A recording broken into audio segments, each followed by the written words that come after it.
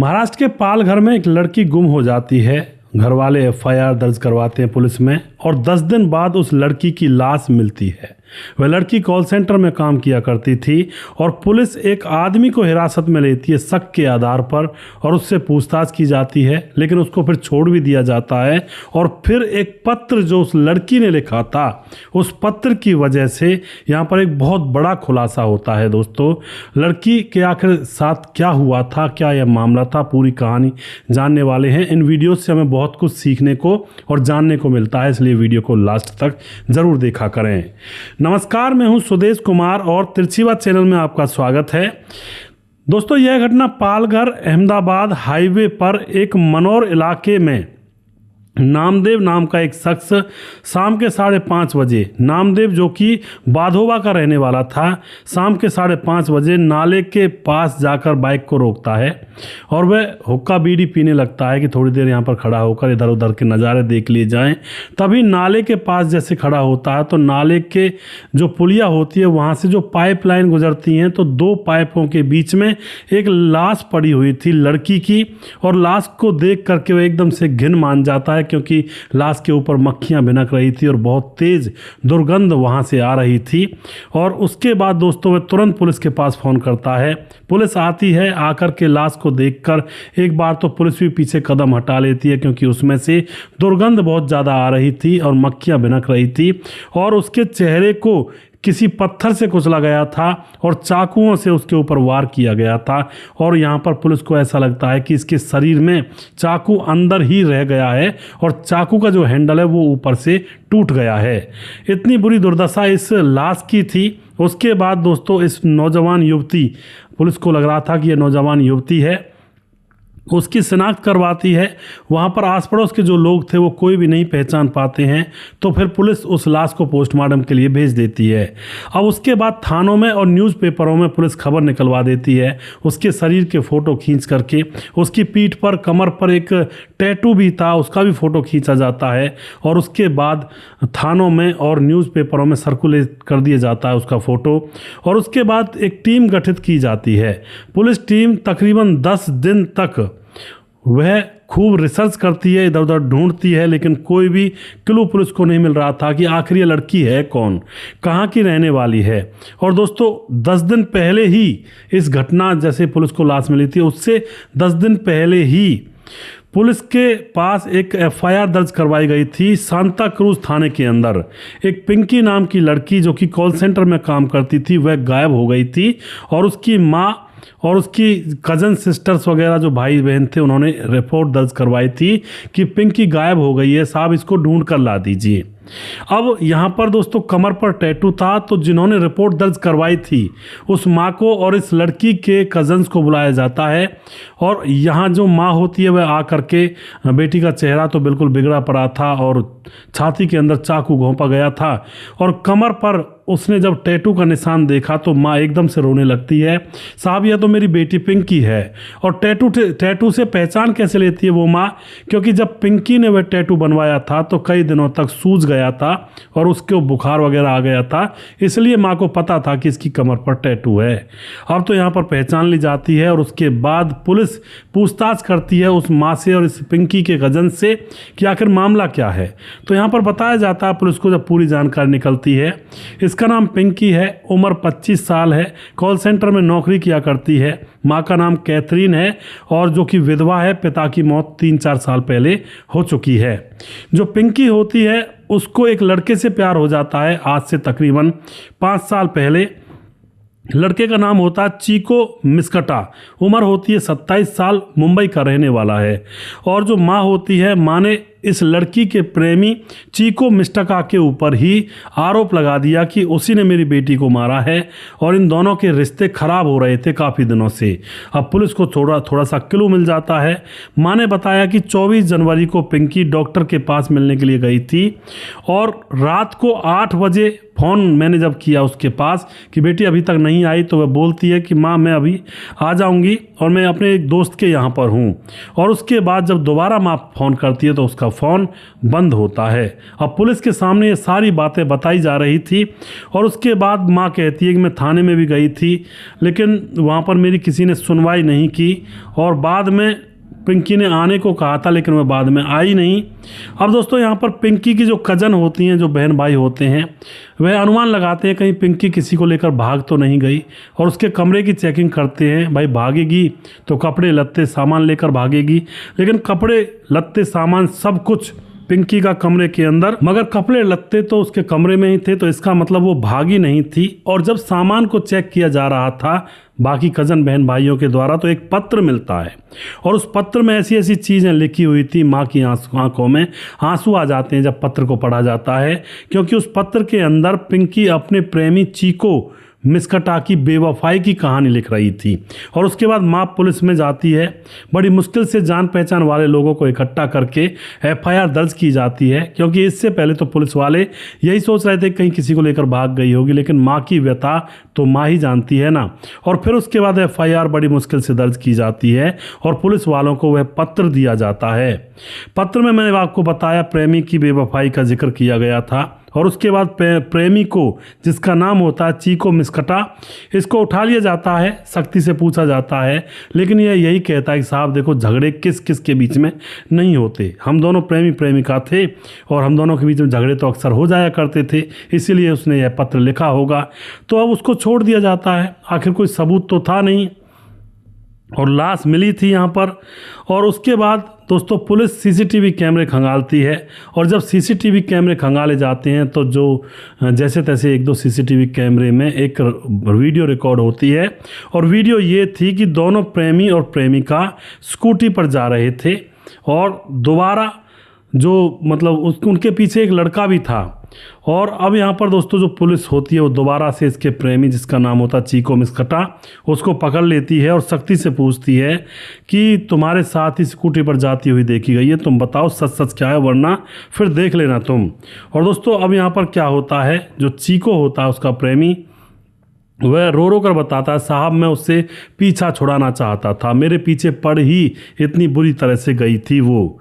अब चीको से पूछते हैं कि भाई सही तरह से सारी कहानी बताओ, पुलिस वाले पूछते हैं। तो अब चीको सारी कहानी बताता है कि पिंकी से प्यार उसको 2017 में हुआ था। चीको मिस्कटा जो कि मल्टीनेशनल कंपनी में जॉब किया करता था, काफ़ी इनकम उसकी थी, पैसे कमाया करता और इसके जो पिता हैं वो कैटरिंग का काम किया करते हैं। चीको मिस्कटा जो कि पिंकी से प्यार करने लगा था तो पिंकी के ऊपर बहुत सारा पैसा खर्च किया करता था, बहुत प्यार किया करता था, बहुत मज़े में उसको रखा करता था। और पिंकी ने अपनी माँ से भी अपने प्रेमी चीको मिस्कटा को मिलवाया था, तो माँ से भी वह मिला था, कोई कैसी भी बात ही नहीं थी और चीको अपनी पिंकी प्रेमिका से शादी भी करना चाहता था। अब यहाँ पर एक परेशानी हो जाती है, चीको मिस्कटा के माँ बाप अमीर थे और वो अमीर ही लड़की अपने बेटे के लिए ढूंढना चाहते थे और अमीर लड़की से शादी करना चाहते थे। अब दोस्तों यहाँ पर क्या होता है, कोरोना की लहर आती है तो चीको मिस्कटा की नौकरी चली जाती है और उसके बाद वह बेरोजगार हो जाता है। अब घर का काम जो था पापा के साथ, कैटरिंग का काम, उसी में हाथ बटाने लगता है। अब वहाँ पर पैसे थोड़े मिलते हैं, वो तो घर का काम है। अब इसके पास पैसे कम रहते हैं और घर वाले कह रहे थे कि हम तुम्हारी शादी एक अमीर लड़की से करवाएंगे। तो अब चीको मिस्कटा अपनी प्रेमिका, 5 साल पुरानी प्रेमिका पिंकी को भूलने लगता है और इस भूलने के कई कारण थे दोस्तों, वो कारण भी मैं यहाँ पर बताऊंगा। अब चीको मिस्कटा जो होता है वह अफेयर करना बिल्कुल छोड़ देता है और एक अमीर लड़की को फंसा लेता है, उसके साथ प्यार करने लगता है और उसके साथ डेट पर जाने लगता है। अब पिंकी को इस बारे में पता लग जाता है कि उसका प्रेमी अब दूसरी लड़की से प्यार करने लगा है। अब यहाँ पर पिंकी उदास हो जाती है और फिर एक दिन वह बोलती है अपने प्रेमी से कि अगर तुम मेरे साथ नहीं रहे तो मैं पुलिस में जाऊंगी और तुम्हारे खिलाफ एफआईआर दर्ज करवाऊंगी, यानी कि दबाव डालने लगती है। और अब दोस्तों यहाँ पर चीको जो होता है वह मजबूरी में दोबारा से पिंकी के पास आने लगता है, लेकिन अब मामला बदल चुका था क्योंकि अब उसके पास ज़्यादा पैसे तो हुआ नहीं करते थे, अब तो बेरोजगार हो चुका था। लेकिन पिंकी को पहले से खर्चों की आदत थी क्योंकि उसका प्रेमी उसके ऊपर बहुत सारे पैसे खर्च कर दिया करता था, 10-5 हज़ार तो बस एक बोलने पर ही खर्च कर दिया करता था।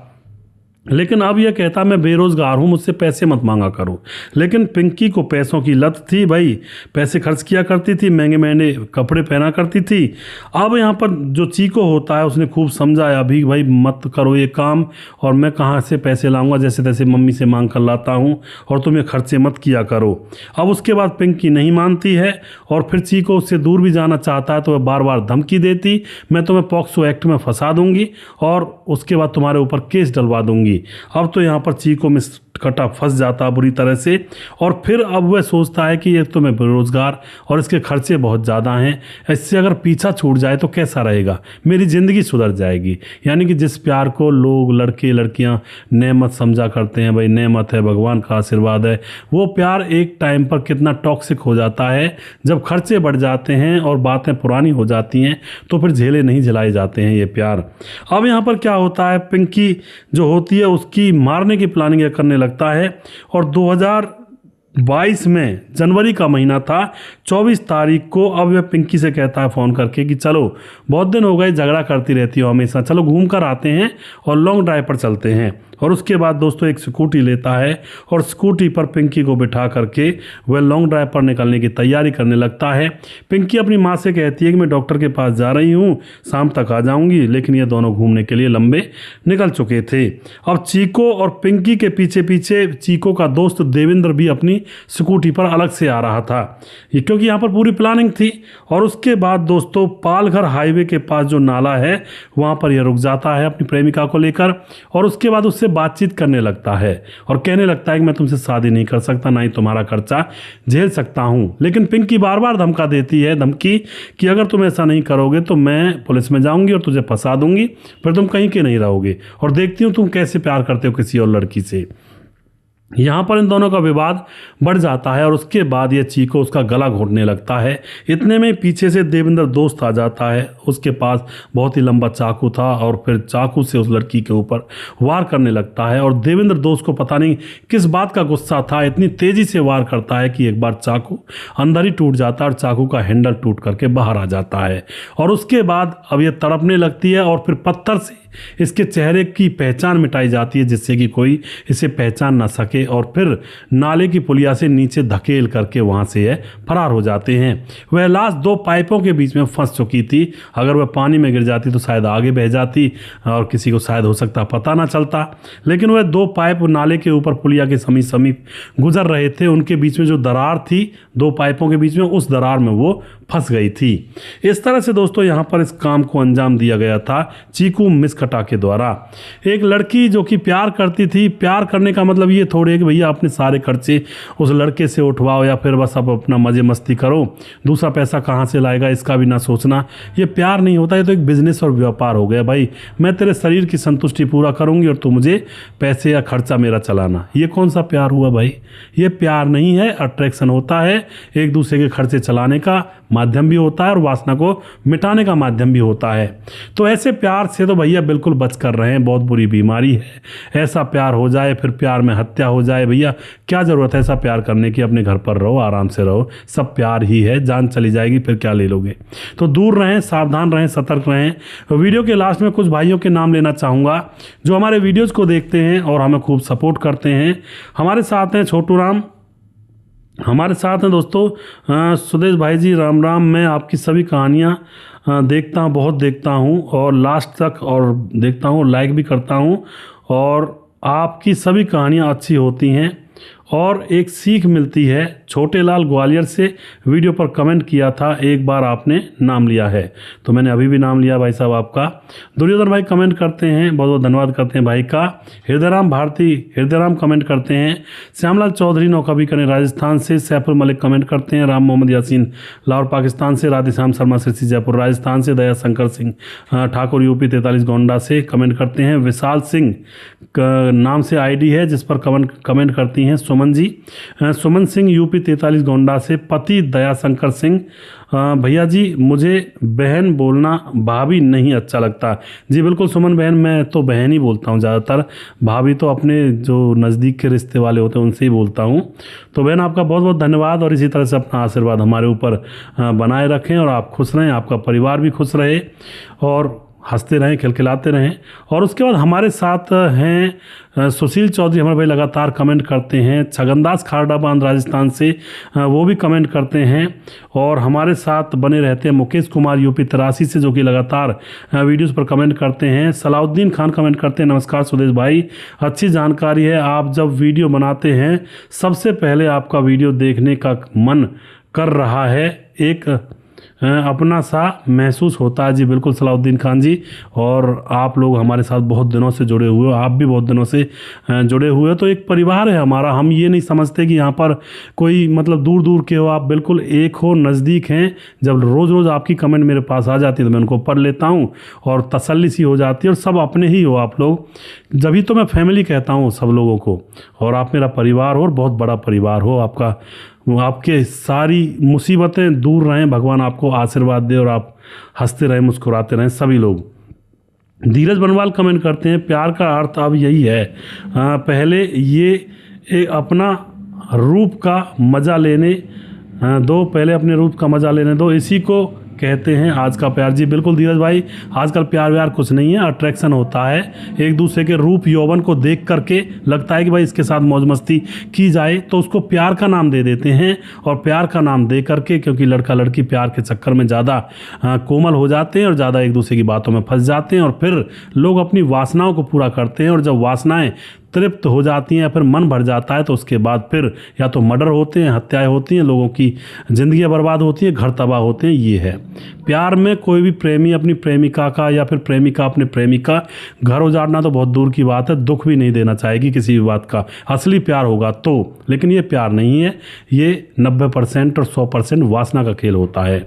परम मान हमारे भाई लगातार कमेंट करते हैं, हाय सुदेश भाई, आप स्टोरी को छोटी मत करना, कोई कुछ भी बोले, लॉन्ग स्टोरी अच्छे से समझ आ जाती है। स्टोरी और सुहागरात जितनी लंबी हो उतना मज़ा आता है। Thanks big brother from Italy. जी परम भाई, ये आपने बात सही कही है। और हमारे एक भाई ने जो कहा था कि आप भाई साहब छोटी स्टोरी बनाया करें, छोटी बनाने में बहुत सारी चीज़ें रह जाती हैं, जो बारीक पॉइंट होते हैं वो बिल्कुल रह जाते हैं, उनको नहीं बता पाते हैं, तब तक तसल्ली नहीं आती है। इसलिए कोशिश करता हूँ भाई सारे पॉइंट बताए जाएँ, और फिर भी मैं बहुत छोटी कर देता हूँ, वरना ये कहानी तकरीबन 40 मिनट से पहले ख़त्म नहीं होगी, और मैं 15-20 मिनट में ही निपटा देता हूँ ज़्यादा से ज़्यादा। उसके बाद समाधान पाटिल जलगांव महाराज से कमेंट करते हैं और लगातार बने रहते हैं हमारे साथ। सुजीत कुमार, नमस्कार गुरुजी, राधे राधे जी। राजेश सिंह, बिहार मोतिहारी ढाका कुंडवा चैनपुर से, सुदेश जी आपका वीडियो बहुत अच्छा होता है, बहुत बहुत धन्यवाद जी। प्रवीण बघेल से पुरी से, राज बहादुर कुमार कमेंट करते हैं, विंध्याचल राजवार कमेंट करते हैं, भंडारी सनातनी कार्तिक कमेंट करते हैं, नेपाल से हूँ भैया जी, राम राम, अभी मलेशिया में हूँ जी, और मेरा नाम लिया करो। बिल्कुल जी, आपका नाम लिया है मैंने, भंडारी सनातनी जी। और उसके बाद हमारे साथ मुरली कुमार कमेंट करते हैं, प्यार किया तो डरना क्या, यह बात सही है जी। राम गोसाई कमेंट करते हैं, रतनलाल शर्मा कमेंट करते हैं, संदीप पटेल सोनभद्र जिले से कमेंट करते हैं, स्वपंडे कमेंट करते हैं, सुमेर एस कमेंट करते हैं, स्वपंडे दोबारा से, रजत सैनी कमेंट करते हैं, सूरज डियो फिजी से कमेंट करते हैं, मोनू जैन कमेंट करते हैं, और जी कुमार सोनू कमेंट करते हैं। और अभी भी जिस भाई का नाम रह गया उस भाई का नाम अगले वीडियो में ज़रूर लूँगा। अगला वीडियो बहुत जल्दी फिर से लेकर आऊँगा, तब तक आप खुश रहें, सावधान रहें। जय हिंद, जय भारत।